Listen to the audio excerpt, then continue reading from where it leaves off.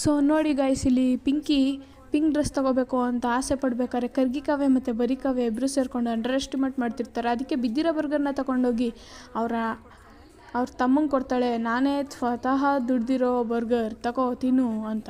ತಾನು ತಿಂದೆ ಅವ್ರ ತಮ್ಮಂಗೆ ಡಸ್ಟ್ಬಿನಲ್ಲಿ ಬಿದ್ದಿರೋ ಬರ್ಗರ್ನ ತಿನ್ನಿಸ್ಬಿಟ್ಟು ಈ ಡ್ರೆಸ್ ಬೇಕು ಅಂತ ಕನಸಲ್ಲಿ ಅವಳ ಜೊತೆ ಮಾತಾಡ್ತಾ ಇರ್ಬೇಕಾದ್ರೆ ಅವನು ದುಡ್ಡು ತೊಗೊಬರ್ಬೇಕಲ್ಲ ಅಂತ ಹೊರಡ್ತಾನೆ. ಆಮೇಲೆ ಡ್ರಿಲ್ಲಿಂಗ್ ಮೆಷಿನ್ ತಗೊಂಡು ಒಂದು ಸಲ ಡ್ರಿಲ್ ಮಾಡಿದ್ದಕ್ಕೆ ಆ ಮಾಲೀಕ ಖುಷಿ ಪಟ್ಬಿಟ್ಟು ಅವನಿಗೆ ದುಡ್ಡು ಕೊಡ್ತಾರೆ. ತುಂಬ ದುಡ್ಡನ್ನ ಕೆಳಗಡೆ ಬೀಳಿಸ್ಕೊಂಡು ಅಹಂಕಾರದಿಂದ ಒಯ್ತಾನೆ.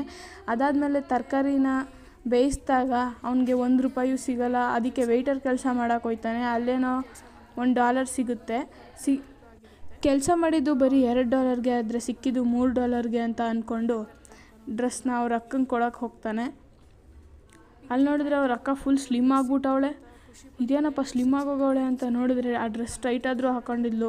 ಕರ್ಗಿಕಾವೆ ಮತ್ತು ಕಾವೆ